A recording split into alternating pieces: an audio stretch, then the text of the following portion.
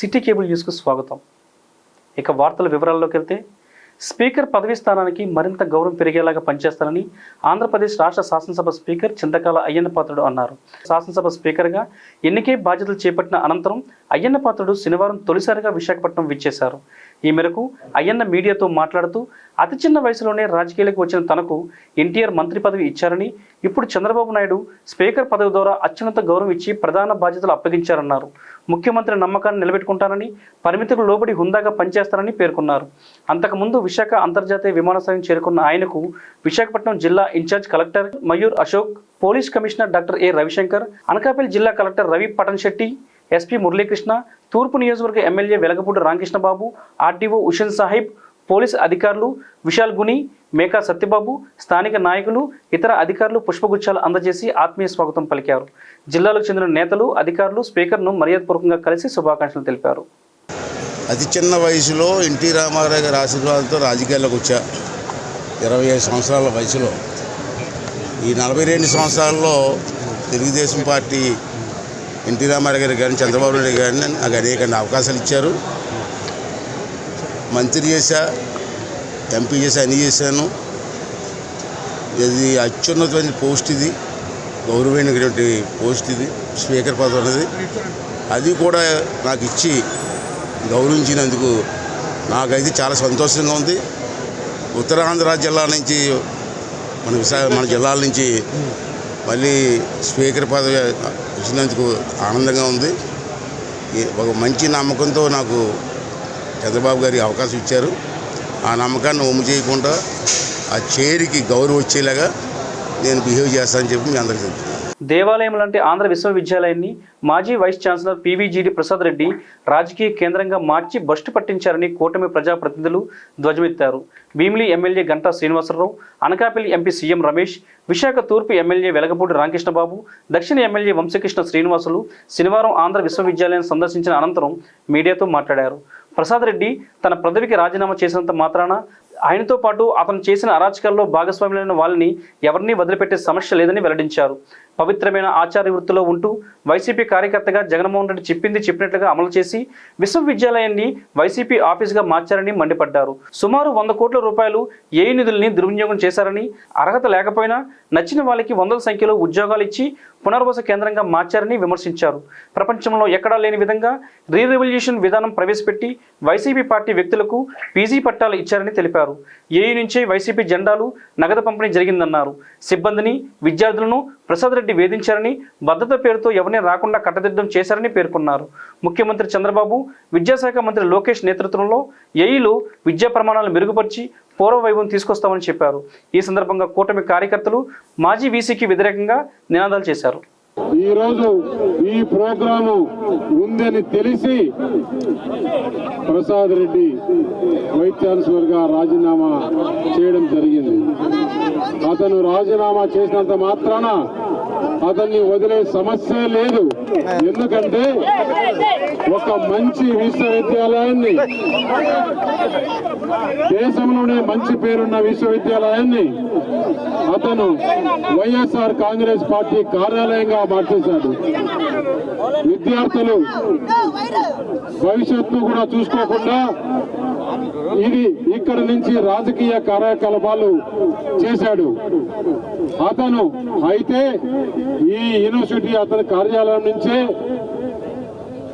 ఇక్కడి నుంచే డబ్బులు పంపిణీ కానీ, వైఎస్ఆర్ పార్టీ మెటీరియల్ కానీ, జెండాలు కానీ, ఇక్కడి నుంచి సర్వేలు కానీ చేయడం జరిగింది. ఇక్కడ విద్యార్థులను ఏ విధంగా ఇబ్బందులు పెట్టాడు, అలాగే ఇక్కడ పనిచేసే స్టాఫ్ను మాత్రం ఏ విధంగా వదలలేదు. చాలా మందిని రకరకాలుగా ఇబ్బందులు పెట్టి అతను ఏదో ఒక కమాండెంట్ మాదిరి, మిలిటరీ ఆఫీసర్ మాదిరి ఇక్కడ యూనివర్సిటీలో ఉండే సెక్యూరిటీని కాదని, ఇతనికి ఒక సెక్యూరిటీ, ఇతని ఆఫీస్కు చూస్తే చుట్టూ కంచె ఏ విధంగా ఉందో, ఒక జైల్లో కదా, బందీలు కదా పెట్టుకున్నట్లు ఎవరు అతని దగ్గర రాకుండా, విద్యార్థులు అతని సమస్యలు చెప్పుకోకుండా ఈ విధంగా బంధించాడు. ఇక్కడ చాలా అవినీతి జరిగింది, చాలా రాజకీయ కార్యకలాపాలు జరిగాయి. వైఎస్ఆర్ కాంగ్రెస్ పార్టీ ఆఫీస్ చేశాడు. ఇతను చేసినవన్నీ కూడా లెక్క ఉంది. ఆ లెక్క తప్పకుండా తీరుస్తాం. మేమందరం కూడా అందరం వెళ్ళి గవర్నర్ ని మేము ఎంక్వైరీ చేయాలని కోరుతామని చెప్పేసి రిప్రజెంటేషన్ ఇచ్చేస్తామని చెప్పి తెలియజేస్తూ మిగతా విషయాలు సోదరులు ఎంపీ గారు రమేష్ గారు చెప్పినట్టుగా విశ్వవిద్యాలయాలు అనేవి ఒక దేవాలయాలతో సమానం. నేను గతంలో 2014-19 హెచ్ఆర్డి మినిస్టర్గా దాదాపు రాష్ట్రంలోని అన్ని యూనివర్సిటీలు కూడా చాలామంది వైస్ ఛాన్సలర్లను అపాయింట్మెంట్ చేసే అవకాశం ఆ రోజు ప్రభుత్వంలో మాకు కలిగింది. ఆంధ్ర యూనివర్సిటీ నుంచి దాదాపు 18-19 మంది వైస్ ఛాన్సలర్స్ రాష్ట్రంలో వివిధ యూనివర్సిటీలకి వైస్ ఛాన్సలర్కి వెళ్ళారు. మరి ఇప్పుడు దాకా కూడా ఎక్కడా లేని విధంగా ఒక వైస్ ఛాన్సలర్ అంటే ఎలా ఉండకూడదో మరి ఆంధ్ర యూనివర్సిటీలో మరి ఈ వైఎస్ఆర్ ప్రభుత్వం వచ్చిన 5 ఏళ్లలో కూడా ఈ ప్రభుత్వం మొత్తం ఇట్లా చూపించింది మనకి.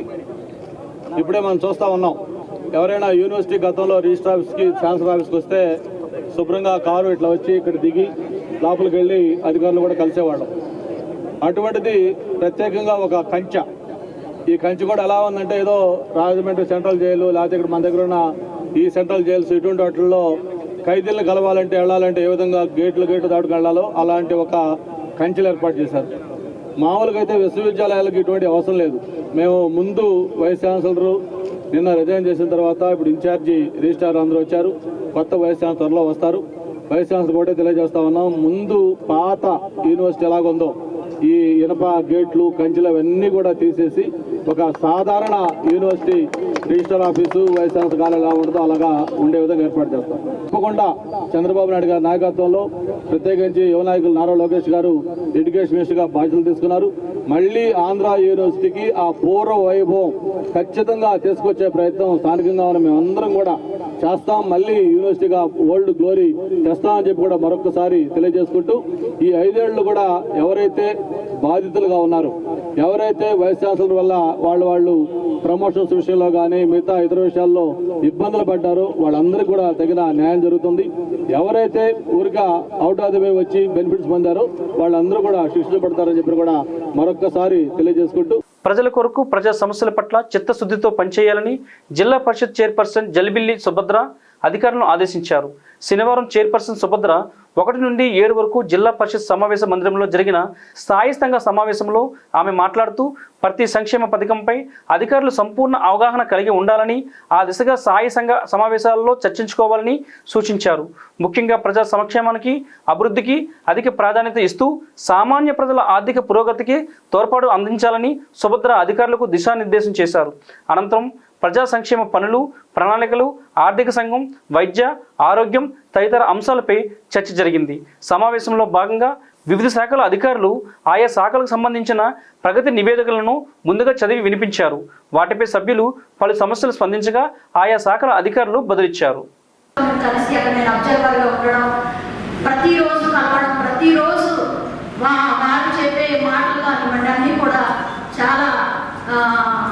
ఆదర్శంగా నేను ఆ విషయాలు ఎంతమంది ఉన్నా కూడా చెప్పగలుగుతున్నారు. ఎలా ఉండేవాళ్ళు అనేది కానీ మాట్లాడిన ప్రతిసారి దాని గురించే మాట్లాడతారు. మొన్న రీసెంట్గా కూడా నేను కలిసినప్పుడు ఇటువంటి రకరకాలుగా కొన్ని ప్రచారాలు వచ్చాయి. సో దానికోసం ఏ స్థాయి నుంచి వచ్చానని ప్రతిసారి మీకు చెప్తున్నాను. ఆ స్థాయి నుంచి ఈరోజు ఈ స్థాయికి వచ్చాను మాట అన్నారు. నిజంగా చాలా సంతోషంగా ఉంది. మరి ఆ వ్యక్తి ఈరోజు మన మధ్యలో. సో కంగ్రాచులేషన్ అని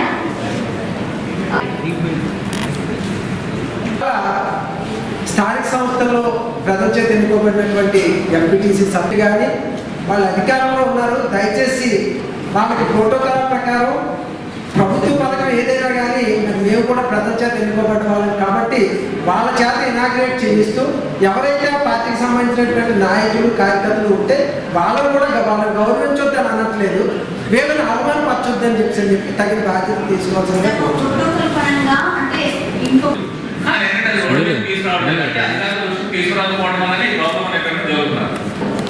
తీసుకొని నిజంగా మాత్రం వెంటనే రిమోట్ సర్వీస్ పెట్టండి. ఎందుకంటే చాలా బాగుంటుంది. మీ సీఓ ఉన్నారు. మీ సీఓలు ఏం చేస్తారంటే చూస్తే పిలిస్తే నువ్వు ఎక్కడ వచ్చే బాబు ఏం తెలుసు నీకు ఏం కాదని అడిగి చేసుకుంటే సమస్య పరిష్కారం అవుతుంది. ఇప్పుడు ఎమ్మెల్యే గారు అన్నట్టు అక్కడికి వెళ్తే ఒక అధికారిని చూస్తే భయం వేస్తుంది. దగ్గర ఎనర్జీ సార్ భయం సార్ ఎమ్మెల్యే గారు అన్నారా ఆ కళ్యాణ్ ఈ రోజు రేపు ఊరులో 30 కుటుంబాలు ఉంటాయి. వాళ్ళకి ఈరోజు ఎనర్జీ జాబ్ కార్డు లేదు. నేను మొన్న 3 గంటలు దాటుకుని వెళ్ళి ఆ ఊరు వాళ్ళని బయటకు తెప్పించి ఆఫీస్ పంపించాను. సంబంధించిన డేటా క్లియరెన్స్ అడగవలసింది కూడా మన డిపార్ట్మెంట్. ఏదైతే ఎంజీఎన్ఆర్జీఎస్ నుంచి ఇస్తామో ఇచ్చినప్పుడు శాంక్షన్ ఇచ్చేస్తున్నారు. అన్నీ కూడా సెటప్ అన్ని పెట్టుకుని అది ఓపెనింగ్ లేకపోతే ఏదైనా కొబ్బరికాయ కొట్టడానికి వెళ్ళినప్పుడు ఆ డిపార్ట్మెంట్ వచ్చి ఎందుకు ఆపుతున్నారంటే ఇది మా పరిధిలోకి వస్తారు. ఆ పరిధిలోకి వచ్చినప్పుడు మీరు శాంక్షన్ ఇచ్చే ముందే అది ఎవరిని ఏంటి అని చూసి మీరు అది క్లియర్ చేసుకోవాలి. ఫస్ట్ చాలా రోడ్స్ అలా ఆగిపోయి ఉన్నాయి. అనంతగిరి మండలంలో గతంలో రోడ్ కనీసం కరెంట్ లేనటువంటి విలేజెస్ ఎందుకున్నాయి అని అడిగినప్పుడు ఇవన్నీ బయటకు వచ్చాయి. రోడ్స్ కూడా ఈ రోజు వరకు కూడా అనంతగిరి అరకు డుబ్రి కూడా అన్ని మండలంలో కూడా రోడ్లన్నీ శాంక్షన్ అయితే ఎందుకు ఆగిందంటే ఇదే కారణం. నగరంలోని కాన్వెంట్ జంక్షన్లో గల Vaishnavi vegetable wholesale market committee ఆధ్వర్యంలో ఇటీవల జరిగిన ఎన్నికల్లో భారీ మెజారిటీతో విజయం సాధించిన దక్షిణ నియోజకవర్గ ఎమ్మెల్యే వంశకృష్ణ శ్రీనివాస్కు ఆత్మీయ సమావేశం ఏర్పాటు చేశారు. ఈ మేరకు కమిటీ సభ్యులు ఎమ్మెల్యేను భారీ గజమాలతో ఘనంగా సన్మానించారు. అనంతరం ఎమ్మెల్యే మాట్లాడుతూ హోల్సేల్ మార్కెట్లో ఎలాంటి ఇబ్బందులు ఉన్నా తన దృష్టికి తీసుకురావాలని, నిరంతరం అందుబాటులో ఉంటూ మీలో ఒకటిగా ఉంటానని హామీ ఇచ్చారు. ఎన్నికల ముందు హోల్సేల్ మార్కెట్ ఘనంగా స్వాగతం పలికి మద్దతు ప్రకటించిన విషయాన్ని గుర్తు చేసుకున్నారు. నేను ప్రచారానికి వచ్చినప్పుడు ఇక్కడికి ఒక్కరు కూడా ఇబ్బంది పడకుండా ప్రతి ఒక్కరు జనసేన కండ వేసుకొని ఎంతో చిరునవ్వుతో నన్ను ప్రతి షాప్కు తీసుకెళ్ళి ప్రతి ఒక్కరిని పరిచయం చేస్తూ ప్రతి ఒక్కరిని కూడా ఇంట్రడ్యూస్ చేసి నా జీవితంలో మర్చిపోని రోజుగా నేను భావిస్తున్నది. పవర్ వచ్చినప్పుడు అందరం చేస్తాం, ఏం జరుగుద్ది ఎవరికి తెలియదు. ఆ రోజు నన్ను రిసీవ్ చేసుకునే విధానం నా గుండెల్లో ఉండిపోయింది. నేను మర్చిపోలేను ఆ రోజు. నేను అసలు ఎక్స్పెక్ట్ చేయలే. పార్టీలకు అతీతంగా ఊహించిన విధంగా అటు ఓనర్స్ కానీ స్టాఫ్ కానీ పనిచేస్తున్న ప్రతి ఒక్కరు కూడా ఎంతో ఆనందంతో నన్ను రిసీవ్ చేసుకున్నారు. నేను ప్రచారం చేస్తున్న ప్రతి టైంలో కూడా ఇదే సన్నివేశం నాకు గుర్తొచ్చేది. సో అంత ఆనందంగా ఆ రోజు నన్ను చూసినందుకు వేదిక మీద ఉన్న ప్రతి ఒక్కరికి పేరు పేరున మనస్ఫూర్తిగా ధన్యవాదాలు తెలియజేస్తూ వేదిక మీద ఉన్న పెద్దలకు కానీ అలాగే ఇప్పుడే మా సోదరు 36 అడుగుల బొమ్మ అక్కడ వినాయక చవితి సందర్భంగా పెడతా ఉన్నారు. హ్యాపీగా పెట్టండి. వినాయకుడి బొమ్మే కాదు, ఇది మీ సామ్రాజ్యం. ఈ సామ్రాజ్యంలో 5 సంవత్సరాల పాటు మీకు ఏది నచ్చితే అది చేసుకునే విధంగా నా అన్నదానాలు ఉంటాయని, ఇక్కడ ఎవరు రాయని ప్రశాంతంగా మీకు ఏ విధంగా చేసుకోవాలన్నా అటు ప్రభుత్వము ఇటు నేను పర్సనల్గా అన్ని విధాలా సపోర్ట్ చేస్తాను. అన్ని డిపార్ట్మెంట్ సపోర్ట్ చేస్తాను. ఎటువంటి ప్రాబ్లం ఉన్నా ఒక చిన్న ఫోన్ కాల్ నాకు చేయండి. ఇక్కడ ఎటువంటి ఎవరికి మధ్యవర్తులకు కానీ లంచాలకు కానీ లేదా ఇంకొక దానికి తావేవద్దు. ఇక్కడ అందరూ కూడా మన మనుషులు, మన వ్యక్తులు. నేను మనస్ఫూర్తిగా మనసుతో చెప్తున్న విషయాలు ఇవి. మీకు కొండంత అండగా ఉంటాను. మొన్నే మా పరమేశ్వర అన్న నాకు ఒక లెటర్ ఇచ్చాడు మీ తరఫున. ఒక కొత్తది 100 అయినా మీకు 6లో ప్రాంతంలో మార్కెట్ సాధిస్తాను. ఎటువంటి డౌట్ లేదు. దీంతో పాటు అది కూడా నేను చేసుకొస్తాను. మా పట్టుకున్నా ఉంటే అయ్యేంత వరకు వదలలేను.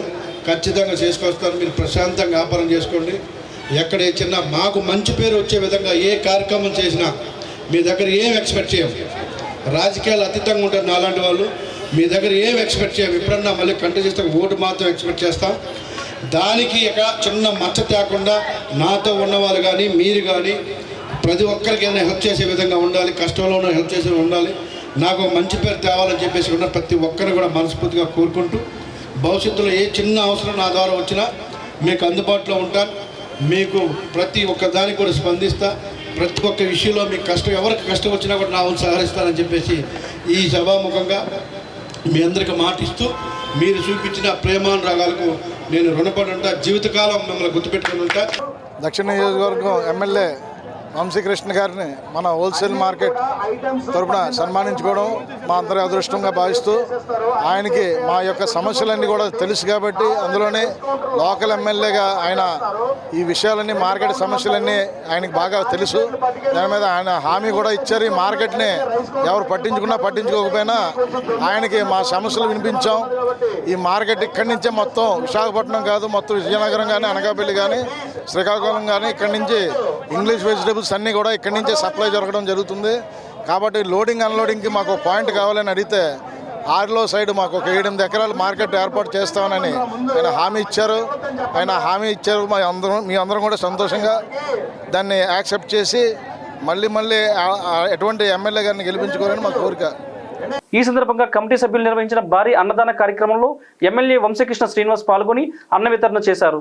ఈ కార్యక్రమంలో హోల్సేల్ మార్కెట్ అధ్యక్షులు KGR Veerraju, secretary VMR Parameswararao, గౌరవ అధ్యక్షులు KGB Ramu, vice president ANR, joint secretary RSN Rambabu, కోశాధికారి పిఎస్ సత్యబాబు, ఆలయ కమిటీ చైర్పర్సన్ ప్రసాద్, కూటమి శ్రేణులు, నాయకులు పాల్గొన్నారు. ఈ వార్తలు ఇంతటితో సమాప్తం. తిరిగి మళ్ళీ నెక్స్ట్ బులెటిన్లో మళ్ళీ కలుసుకుందాం. అంతవరకు సెలవు. నమస్కారం.